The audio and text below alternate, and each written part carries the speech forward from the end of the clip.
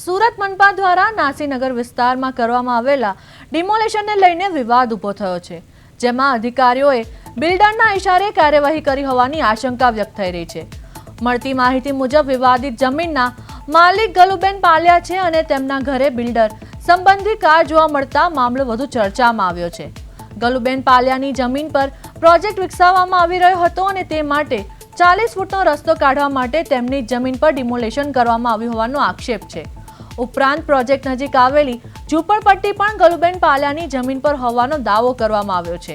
આ દરમિયાન મનપાની ટીમે સીધી કાર્યવાહી કરીને 100 થી વધુ મકાનો એક જ ઝાટકે જમીનદોસ્ત કર્યા હતા, જેના કારણે સમગ્ર વિસ્તારમાં હલચલ મચી ગઈ છે। સમગ્ર મામલે મનપાની કામગીરી અને નિર્ણય પ્રક્રિયા અંગે અનેક સવાલો ઊભા થઈ રહ્યા છે।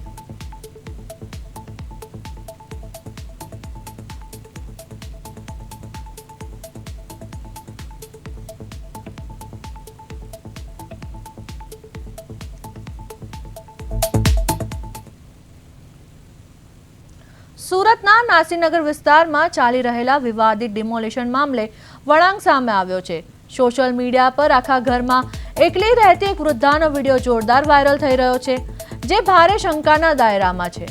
વિગતો મુજબ બિલ્ડર સંજય લખાણીયા એકલી રહેતી મહિલાના ઘરમાં ગયા હતા અને તેમના ગયા બાદ જ આ રહસ્યમય વિડીયો સામે આવ્યો છે।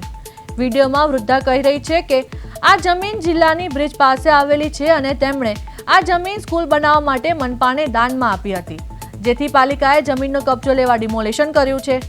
વિડીયોમાં વિરોધ કરનારા આગેવાનો પર રાજકીય રોટલા શેકાવાનો આક્ષેપ કરાયો છે। જો કે આ વિડીયોમાં સ્પષ્ટપણે ઘણા રીટેક દેખાઈ રહ્યા હોવાથી આ વિડીયો સોશિયલ મીડિયાના યુગમાં બળજબરીપૂર્વક બનાવવામાં આવ્યો હોવાની શંકા દ્રઢ બની છે। આ મુલાકાત બાદ જ વૃદ્ધાનો મોબાઈલ ફોન સતત સ્વિચ ઓફ આવી રહ્યો છે, જેનાથી સ્થાનિક લોકો અને સગા સંબંધીઓમાં ભારે ચિંતાનો માહોલ છે।